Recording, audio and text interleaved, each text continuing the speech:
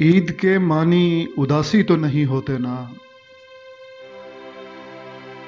ऐ खुदा, बिछड़े हुए याद ना आए इस रोज।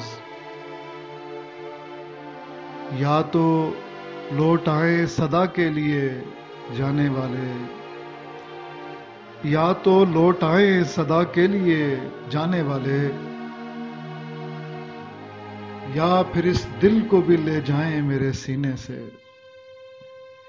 या फिर इस दिल को भी ले जाएं मेरे सीने से। बाज आया मैं सरे दश्ते तलब जीने से, बाज आया मैं सरे दश्ते तलब जीने से। ईद के मानी उदासी तो नहीं होते ना। अहमद हम्माद के चैनल को सब्सक्राइब कीजिए और बेल आइकॉन दबा दीजिए ताकि आपको नोटिफिकेशंस मिलते रहें। शुक्रिया।